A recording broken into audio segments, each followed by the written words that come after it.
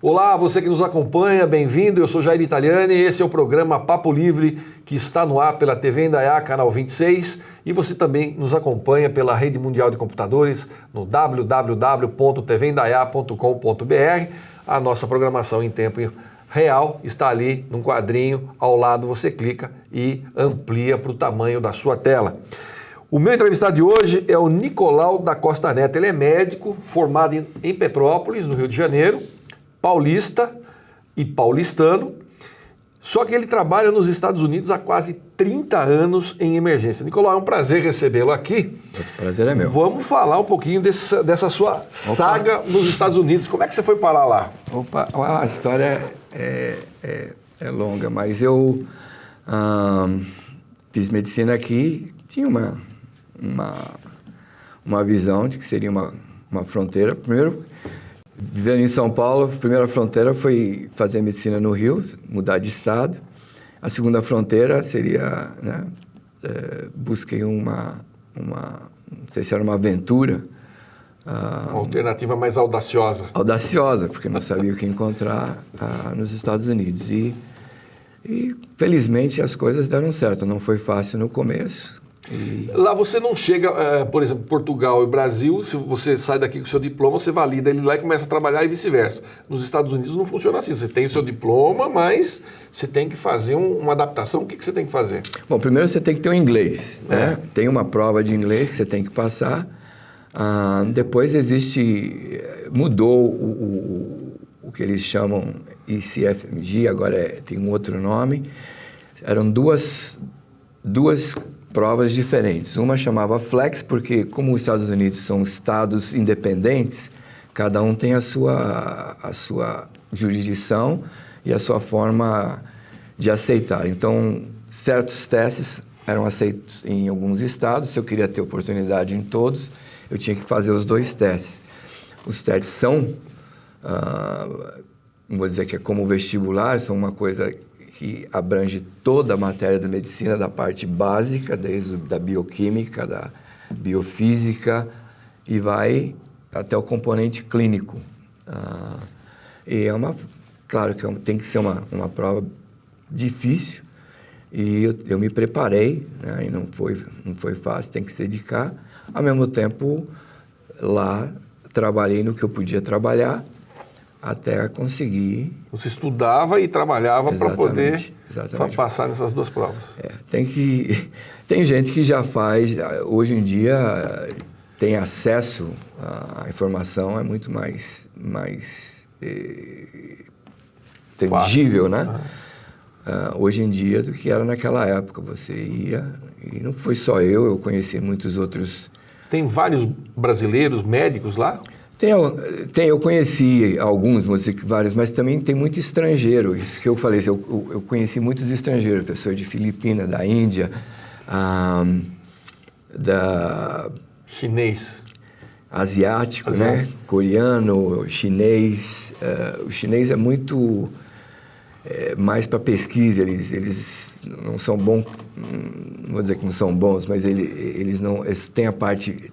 Aptidão. A manha, não tem tem a manha da parte de pesquisa, então são muito bons em laboratório.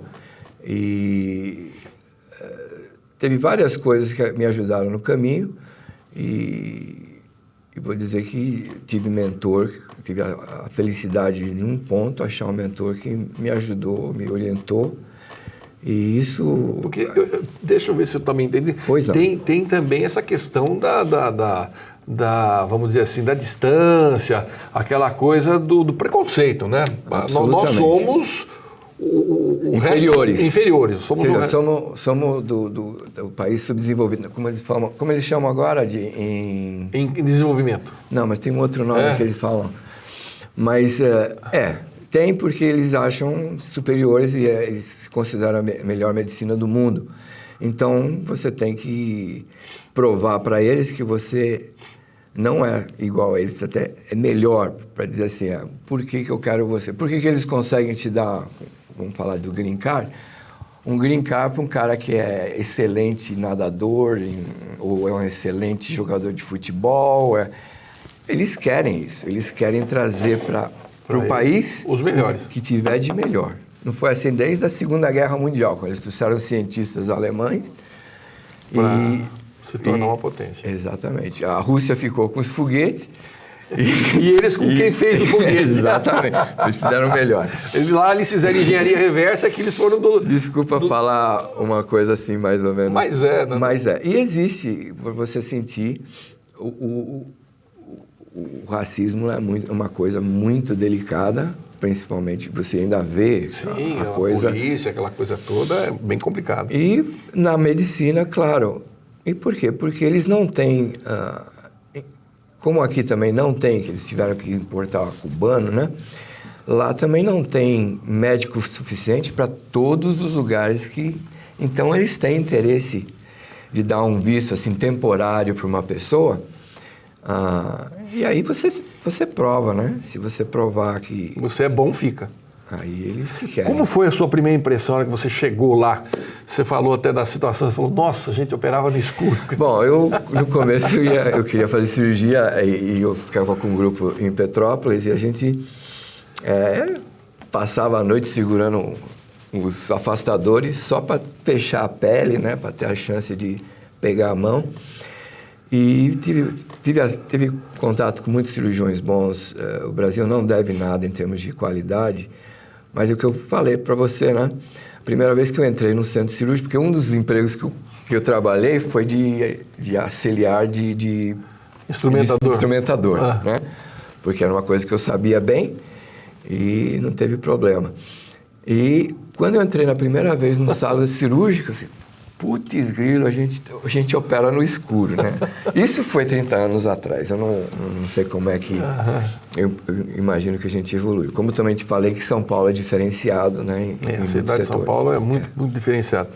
E essa questão, o Nicolau, da saúde nos Estados Unidos, a gente até acompanha, quem tem acompanhado aí, a briga do presidente Obama com o Congresso, porque ele quer instituir vamos chamar assim de um SUS, um sistema parecido com o SUS lá, porque lá a medicina é uma indústria riquíssima.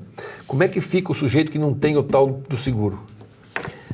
Bom, primeiro tem que dizer que o que Obama tem atrás desse plano dele é um princípio de socialização, né? Socializar a medicina nos Estados Unidos. Que só essa palavra já arrepia qualquer Exatamente. capitalista. Por quê?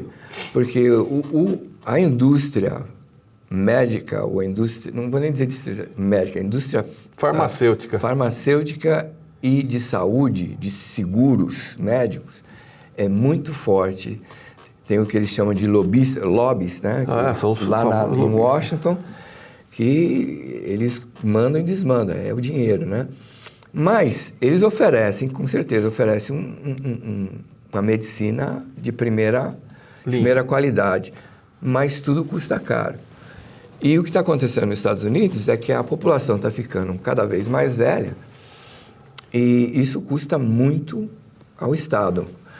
E o que ele botou foi assim, que a garotada que já tem 18 anos tem que pagar seguro, que até então não era um negócio obrigatório. Lá é mandatório, no plano dele tem que ter, senão tem multa no imposto de renda.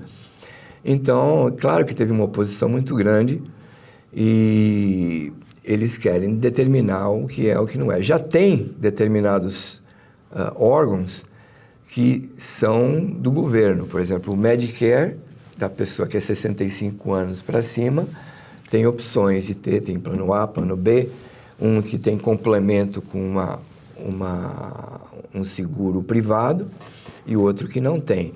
Como também tem o seguro para o pobre, que é considerado que toda pessoa que faz menos de determinado valor por ano, então tem o direito ao Medicaid. Então, tem isso. Mas com esse plano Obama, o que aconteceu foi que muita gente ficou sem seguro e afetou principalmente o meu setor, que é o de emergência, porque a pessoa que não tem um médico, seu médico, que a gente chama primary care, O primeiro socorro? Não é primeiro Não. socorro, o seu clínico. O seu médico de confiança. Exato, seu médico de confiança. Se você não tem isso, porque você não tem seguro, porque as empresas falam assim, ó, você não qualifica, então a saída é ir à emergência, porque a emergência tem leis que não pode recusar médico. Então eles vão e fazem às Acabam congestionando o setor do pronto-socorro. Com certeza. Ao mesmo tempo, como eu te falei, tem o outro lado do hospital que quer oferecer cada vez melhor o tempo de atendimento. Né? Ao consumidor, é uma política voltada ao consumidor que aperta os hospitais para que tenha um setor de qualidade, de como prestar o melhor serviço, porque na verdade, como Exatamente. você está dizendo, lá tudo é capital, tudo é grana, tudo é empresa, e empresa você tem que atender bem o seu cliente. E ali eles estipulam normas que você tem que respeitar essas normas para que as seguradoras adotem o teu hospital como fazendo parte do grupo que pode ser atendido porque eles pagam, né? Correto, Jair. Vamos imaginar que a Unimed, por exemplo, cria um padrão X, mas você só pode, a Unimed só vai contratar o seu serviço se você respeitar determinados padrões que ela impõe. Então esses selos, né, vamos chamar desses ISO, que nós temos para tanta coisa aqui, lá os hospitais têm que cumprir à risca para fazer parte do pool das seguradoras, né? E uma das coisas que eles cobram é o atendimento ao cliente. E lá o cliente tem que, entre a hora que ele chega e até a hora que o médico falou boa tarde, ou bom dia, se despedindo, tem que demorar 30 minutos, não é isso? Essa é a meta, né? Essa é a meta, vamos dizer assim. E se isso não acontecer, então tem um órgão de qualidade interno que vai verificar, olha, isso aqui não foi atendido, mas por quê? Então vai de caso a caso e ver e determinar por quê. Se tiver uma razão plausível. Então está justificado. Se não tiver, então eles tentam dizer assim, mas por quê? Vamos ver, vamos resolver. Mas os Estados Unidos também está passando por uma fase de fazer mais com menos, né? Então, esticar a corda do violino, né? Cada vez mais para ver se toca para tocar uma sinfonia, né? Agora, voltando ainda a esse negócio do consumidor, é tão importante que a pessoa que é atendida, depois o hospital manda, e isso não é só hospitalar, é de muitas companhias, mandam um formulário para responder. Como é? Está satisfeito? Faz uma pesquisa de pós-venda. Como é que foi o médico? Como é que foi isso? E a sua avaliação como médico depende disso. Agora, se o cara vai lá eu quero isso, quero aquilo, e você tenta fazer a medicina de padrão e ele não gostou, aí no final, quando você vai com o seu chefe, olha, isso aqui foi por causa disso, porque é a causa daquilo. Mas eles são, o povo está conscientizado e reclama, e se não foi bem atendido, eles fazem uma reclamação formal. Tem um órgão também ao consumidor, se a gente usar essa terminologia, ao paciente, e não faz, realmente a emergência não faz discriminação qual é a pessoa que chega lá. Às vezes, eu trabalho muitas vezes à noite, às vezes uma pessoa não tem onde ficar, a gente deixa passar a noite lá, né? Estou entrevistando aqui o médico Nicolau da Costa Neto, paulista e paulistano, formado em Petrópolis, que hoje trabalha na Pensilvânia, né? Na Pensilvânia. No Hospital da Pensilvânia, que é da Universidade da Pensilvânia. Do Estado da Pensilvânia. Do Estado da Pensilvânia, desculpa. E ele é especializado em atendimento, o famoso ER, né? Ou plantão médico, ou pronto-socorro. Daqui a pouquinho a gente volta e continua batendo papo com ele, não saia daí.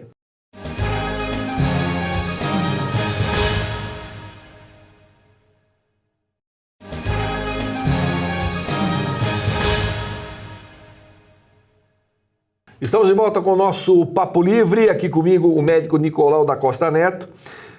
Ele que trabalha na emergência no estado da Pensilvânia, num hospital que pertence ao estado da Pensilvânia, da Universidade da Pensilvânia. E ele estava contando para a gente aqui as diferenças, falando como é que funciona lá e tal. E uma das perguntas que eu faço é o seguinte: lá como tudo é pago, ou seja, tem dinheiro, muito dinheiro envolvido, eu quero acreditar que os recursos são bons recursos, ou seja, você tem condição de fazer o seu trabalho com uma certa tranquilidade, talvez seria a palavra. Mas tem uma coisa que precisa ser também esclarecida e bem clarificada. Como eu te falei, os Estados Unidos é o país da oportunidade. Da oportunidade e dirigido por advogados.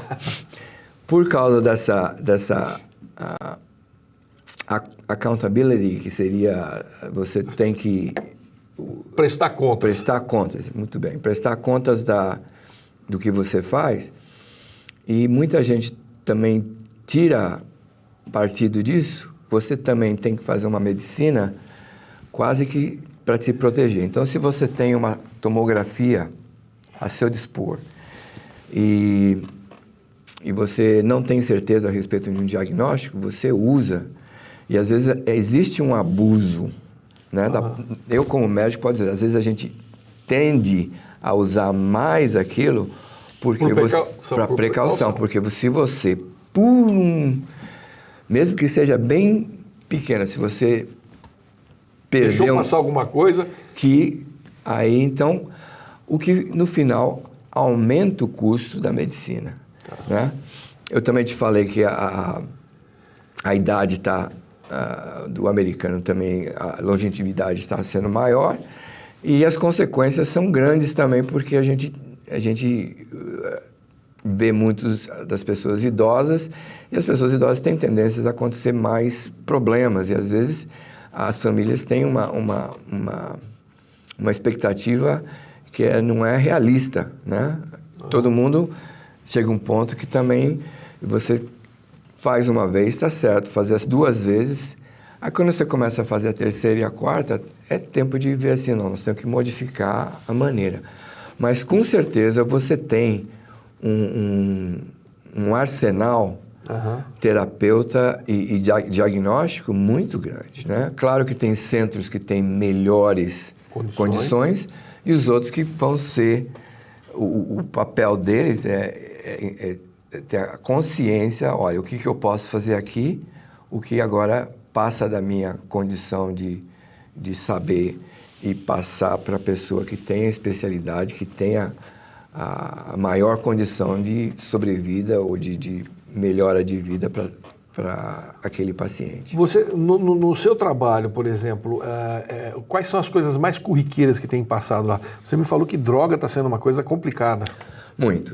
O problema de droga nos Estados Unidos é muito grande e mais para molecada agora. É um negócio assim muito preocupante, né? Porque o pessoal ataca o high school, que seria o nosso colégio aqui, e a heroína é uma das coisas mais... Eu sei que crack também, mas lá o que eu vejo mais é overdose de heroína. Às vezes molecada, às vezes pessoas assim de 18 para cima. E eles sabotam, né? Sabotam a medicação, botam outras coisas e acaba a pessoa... às vezes tira a vida. Eu já recebi pessoas no hospital que a molecada apavorou, deixou a pessoa na frente do hospital, morta. E a gente faz tudo o que tem que fazer, mas se passar do tempo que a gente pode salvar o cérebro, né, mesmo se for uma pessoa nova, com um novo coração, a gente tem um tempo limitado que a gente pode realmente tentar salvar. Hoje em dia, é feito aqui também no Brasil, a gente induz o coma se tem alguma coisa que a gente acha que é possível reverter com o tempo. Então, mas o cérebro, as células, os neurônios, eles precisam daquele oxigênio e tem um tempo limitado, né? Mas esse é um problema muito grande e eles estão fazendo eles tentam, né? Mas a coisa é mundial coisa, também, né? Na verdade, é uma epidemia. Isso no mundo, né? O tráfico, ele é uma coisa, é uma indústria assustadora, para dizer a verdade, porque vive nas sombras. Tem gente, inclusive, no poder que dá essa sustentação, e eu estou falando isso do modo geral, no planeta é assim, é muito dinheiro, um dinheiro muito fácil, inclusive, não paga imposto, e de vez em quando eles dão um boi de piranha aí para sossegar a polícia, prendemos 500 quilos de cocaína, né? Passou 5 toneladas do lado. É sempre assim, não tem jeito. E a gente sabe que esse jogo de cena, muitas vezes, é preciso para segurar a opinião pública, mas não tem o que fazer, né? É uma coisa absurda isso. E alguns casos pitorescos que você tem atendido lá, o que você... Antes de pitoresco, deixa eu só te dar um alô assim, do que as coisas que você falou, assim, que é mais o arroz com feijão. As visitas mais comuns são a pessoa com dor no peito, porque todo mundo tem medo do ataque cardíaco, né? E os Estados Unidos, como tem todas as condições, então às vezes quando você vai ver, a pessoa entrou com uma dorzinha no peito, vai ver, já está fazendo uma cateterização. Então, não vou dizer que é uma indústria, porque o pessoal é conscientizado, não pode fazer uma coisa sem... Mas o arroz e feijão lá é dor no peito? Dor no peito, dor na barriga, são duas coisas muito, muito comuns, né? O pitoresco toda vez tem uma coisa assim mais... Mostrei para você a fotografia de um menino com anzol, ó, anzol. Você tá dando uma olhadinha aí, ó. Ele vai aparecer aí. Aí, Arremessou. A gente normalmente vê o anzol, né? Eles têm são 6... As garrinhas lá. Aquelas garrinhas e você vê nas costas, você vê na bunda, você vê no pescoço, você vê no braço, mas eu nunca tinha visto. Isso foi uma coisa inédita para mim. Isso aconteceu mês passado no olho. Então, o menino, não sei o que ele fez, ele conseguiu perfurar o olho com um anzol. E você não pode tirar, porque tem aquela... ela vai... Parece uma flecha unidirecional com uma escama. Então, aí que vem a parte. A gente corta o que a gente pode cortar, fecha e encaminha. E, para você ter uma ideia, nem o oftalmologista quis isso. Ele mandou para um especialista de retina. Carambola. Porque era uma coisa, sabe, para salvar o olho. Então, isso é uma das coisas. A outra coisa que eu te mostrei foi a fotografia de um menino de 2 anos com uma fratura do fêmur, que é muito incomum, principalmente que a criança tem uns ossos assim um pouquinho mais maleáveis. E a explicação da mãe foi uma explicação muito, muito clara e muito convincente. Então, entra a parte da responsabilidade do médico de, se tem uma suspeita de abuso, isso é lei nos Estados Unidos, de passar para um órgão, pelo menos a suspeita. Você não... Olha, isso aconteceu e... Penso que pode ter acontecido diferente. Com certeza, né? Acidente de carro é muito comum, acidente de moto. Tem aquela criança que, uma coisa que para mim é inusitado, ela teve, como é que chama, no rosto? Ela teve... Celulite. Celulite no rosto. Tinha bebê, né? Bebê com Nossa. Tinha 1 ano e pouco, com uma celulite muito, muito rápida, estafilococcus ou uma coisa, mas em algumas coisas de 6 horas já estava metade do rosto. Então a gente... Muito louco. Essa beleza para mim, no meu modo de ver, a beleza da medicina. Não só da medicina, mas da emergência, que às vezes você não sabe que vai entrar lá. E você nunca pode dizer assim, eu sei de tudo, já vi de tudo, porque sempre aparece alguma coisa que te bota no chão. Alguma coisa já chocou você, assim, nesse período que realmente você... Porque como médico, você imagina, você não sabe que vai entrar e tal, mas você é um ser humano. Alguma coisa já te baleou? Tudo que tem em relação à criança... Machuca, abala. Abala, porque você sabe primeiro que a criança é esperada que tenha todos os órgãos, se é uma criança sadia, que tenha a recuperação e tenha os órgãos mais aptos. E qualquer coisa que existe, no meu modo de ver, que afeta uma criança e que é drástica, que termina em óbito, é uma coisa, para mim, que ainda me abala. Não é frequente, mas existe. E a última vez foi um afogamento e a gente não conseguiu trazer. E afogamento assim, na piscina. Puxa. Uma coisa assim. E todo o cenário é muito traumatizante, porque a mãe gritando, sabe? A família toda... Desesperada. É uma coisa assim... E essas coisas, o resto a gente vai criando uma cascadura um pouquinho e aprende a lidar com as emoções. Mas esse tipo de coisa realmente ainda me abala, porque eu acho que ninguém merece, assim, a criança... Tem uma vida pela frente. É como se eu pensasse nos meus filhos, eu tenho que ir antes que eles, não eles antes que eu. A natureza é eles, os nossos filhos nos enterrarem e não o contrário, né? É mais ou menos por aí. E você está passando uma temporada aqui agora no Brasil? Ver família, como é que é? Bom, isso é ver família, e eu tenho um irmão que é dentista aqui em Indaiatuba, e ele está me... cobrando está fazendo um tratamento, e eu prefiro vir aqui, primeiro por duas razões. Porque eu confio, e a segunda porque eu conheço bem o sistema americano, e se eles puderem tirar todos os teus dentes e botar um negócio e te cobrar, eles não têm nenhum pudor, nenhum desejo de artesanalmente salvar determinadas coisas. Então eu realmente confio bem, e é um profissional muito competente em todos esses anos. Tá, João. Nicolau, foi um prazer recebê-lo aqui, bater um papo com você. É todo meu. Estando aqui novamente, apareça para a gente continuar bater um papo livre aqui. E vou fazer o possível para trazer alguns casos que, se for interesse, eu tenho o maior prazer de voltar aqui. Foi um prazer, eu agradeço também o Zoro que me fez o convite. Claro, vai ser muito legal. Tenho certeza que o pessoal de casa gostou tanto quanto eu. Tá bom. Foi um prazer, viu? Obrigado mais uma vez. Você de casa, obrigado pelo carinho da sua audiência, como sempre. Eu fico por aqui, a gente se vê no próximo encontro. Até lá, fiquem com Deus e muita paz.